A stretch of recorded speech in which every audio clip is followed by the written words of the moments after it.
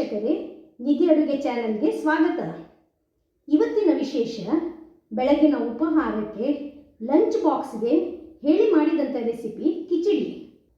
ಇವತ್ತಿನ ಈ ಕಿಚಡಿ ದೇಹಕ್ಕೆ ಬೇಕಾದ ಎಲ್ಲ ಪೋಷಕಾಂಶ ಭರಿತವಾದದ್ದು ಹಾಗೂ ಜೀರ್ಣಕ್ರಿಯೆಗೆ ತುಂಬ ಸಹಕಾರಿಯಾಗುವಂಥದ್ದು. ನಾವು ಮಾಮೂಲಿ ಮಾಡುವ ಕಿಚಡಿಗಿಂತ ಹೆಚ್ಚು ರುಚಿಕರ ಹಾಗೂ ವಿಭಿನ್ನ ಶೈಲಿಯ ಸಬ್ಬಸಿಗೆ ದಾಲ್ ಕಿಚಡಿ ವಿವಿಧ ಬೇಳೆಗಳ ಜೊತೆಗೆ ಸಬ್ಬಸಿಗೆ ಸೊಪ್ಪನ್ನು ಬಳಸಿ ಮಾಡಿದ್ದೇನೆ. ಈ ಒನ್ ಪಾಟ್ ರೆಸಿಪಿ ಕೇವಲ ಒಂದು 20 ನಿಮಿಷದಲ್ಲಿ ತಯಾರಿಸಬಹುದು. ಚಿಕ್ಕ ಮಕ್ಕಳಿಂದ ಹಿಡಿದು ದೊಡ್ಡವರಿಗೆ ಎಲ್ಲರಿಗೂ ಹೊಂದಿಕೊಳ್ಳುವಂತಹ, ನಾಲಿಗೆಗೆ ರುಚಿ ಕೆಟ್ಟರೆ ಅಥವಾ ಶೀತ ನೆಗಡಿ ಚಳಿಯ ವಾತಾವರಣಕ್ಕೆ ಈ ಕಿಚಡಿ ಇದೆಯಲ್ಲ ತುಂಬ ರಿಲೀಫ್ ಕೊಡ್ತದೆ. ಬನ್ನಿ ಮಾಡುವ ವಿಧಾನ ನೋಡೋಣ.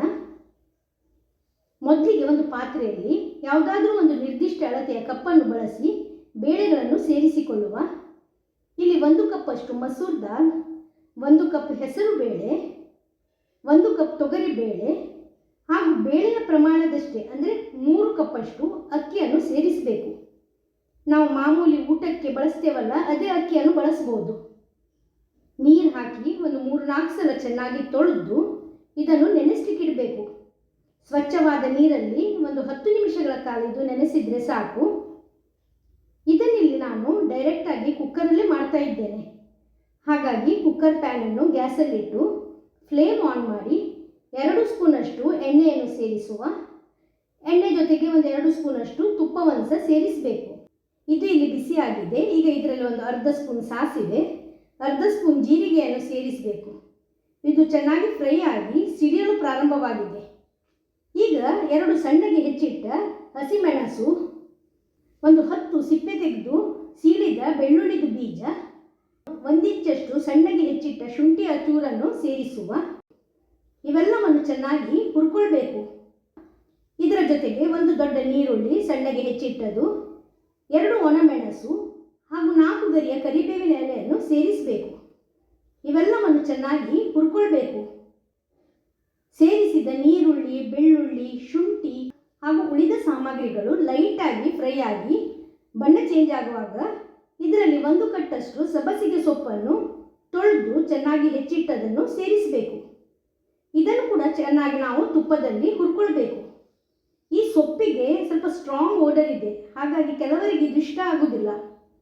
ಈ ರೀತಿ ನೀವು ಹುರಿಯೋದರಿಂದ ಇದರ ಕಟು ಘಾಟಿ ಇದೆಯಲ್ಲ ಅದು ಬರುವುದಿಲ್ಲ.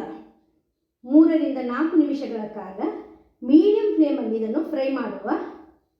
ಇಷ್ಟು ಫ್ರೈ ಆದ ನಂತರ ಇದರಲ್ಲಿ ಒಂದು 2 ಟೊಮೆಟೊ ಸಣ್ಣಗೆ ಹೆಚ್ಚಿಟ್ಟದನ್ನು ಸೇರಿಸಬೇಕು. ಸೊಪ್ಪು ನೀರುಳ್ಳಿ ಜೊತೆಗೆ ಈ ಟೊಮೆಟೊವನ್ನು ಸಹ ಹುರ್ಕೊಳ್ಳುವ. ಈಗ ಇದರಲ್ಲಿ ನಾವು ಕೆಲವು ಹುಡಿಗಳನ್ನು ಸೇರಿಸಬೇಕು. ಹುಡಿಗಳನ್ನು ಸೇರಿಸುವಾಗ ಗ್ಯಾಸ್ ಫ್ಲೇಮನ್ನು ಕಂಪ್ಲೀಟಾಗಿ ನಾವು ಲೋ ಮಾಡಬೇಕು. 1/4 ಸ್ಪೂನಷ್ಟು ಅರಶಿನ ಹುಡಿ, 3/4 ಸ್ಪೂನಷ್ಟು ಅಚ್ಚ ಖಾರದ ಹುಡಿ, 1/4 ಸ್ಪೂನಷ್ಟು ಜೀರಿಗೆ ಹುಡಿ, ಒಂದು ಅರ್ಧ ಸ್ಪೂನಷ್ಟು ಗರಂ ಮಸಾಲೆ ಹುಡಿಯನ್ನು ಸೇರಿಸಿಕೊಳ್ಳುವ. ಲೋ ಫ್ಲೇಮಲ್ಲಿ ಇದನ್ನು ಒಂದು ಅರ್ಧ ನಿಮಿಷ ನಾವು ಹುರ್ಕೊಳ್ಳುವ. ಇಷ್ಟು ಹುರಿದಾಗುವಾಗ ಇದಕ್ಕೆ ನಾವು ಅಕ್ಕಿ ಹಾಗೂ ಬೇಳೆಯ 3ರಷ್ಟು ನೀರನ್ನು ಸೇರಿಸಬೇಕು. ನಾನಿಲ್ಲಿ ಬಿಸಿ ನೀರನ್ನು ಸೇರಿಸ್ತಾ ಇದ್ದೇನೆ. ಕಿಚಡಿಗೆ ಬೇಕಾದಷ್ಟು ಉಪ್ಪನ್ನು ಸಹ ಸೇರಿಸುವ. ಮಿಕ್ಸ್ ಮಾಡಿ ಇದನ್ನು ಕುದಿಸಿಕೊಳ್ಬೇಕು. ಈಗ ನೋಡಿ, ನೀರಿಗೆ ಚೆನ್ನಾಗಿ ಕುದಿ ಬರ್ತಾ ಇದೆ. ಈಗ ನಾವು ತೊಳೆದಿಟ್ಟ ಬೇಳೆ ಹಾಗೂ ಅಕ್ಕಿಯ ನೀರನ್ನು ಬಸಿದು ಈ ಕುದಿಯುವ ನೀರಿಗೆ ಸೇರಿಸಿಕೊಳ್ಬೇಕು.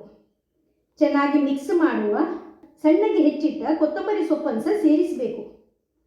ಹಾಗೂ 1 ಸ್ಪೂನಷ್ಟು ತುಪ್ಪವನ್ನು ಸೇರಿಸಿ ಕುಕ್ಕರಿದು ಲಿಡ್ ಕ್ಲೋಸ್ ಮಾಡಿ 3 ಸೀಟಿಯನ್ನು ತೆಗಿಬೇಕು. ಈಗ 3 ಸೀಟಿ ತೆಗೆದಾಗಿದೆ. ಕುಕ್ಕರ್ ಇದೆಯಲ್ಲ ಕಂಪ್ಲೀಟಾಗಿ ಡಿಪ್ರೆಷರ್ ಆಗಿದೆ. ಈಗ ಇದರ ಲಿಡ್ಡನ್ನು ತೆಗೆಯುವ. ಅಕ್ಕಿ ಹಾಗೂ ಬೇಳೆ ಇದೆಯಲ್ಲ ಚೆನ್ನಾಗಿ ಬೆಂದಿದೆ. ನೀರು ಕೂಡ ಪೂರ್ತಿಯಾಗಿ ಡ್ರೈ ಆಗಿದೆ. ಕಿಚಡಿ ಅಂದರೆ ಸ್ವಲ್ಪ ಲಿಕ್ವಿಡ್ ಕನ್ಸಿಸ್ಟೆನ್ಸಿಯಲ್ಲಿ ಇರಬೇಕು.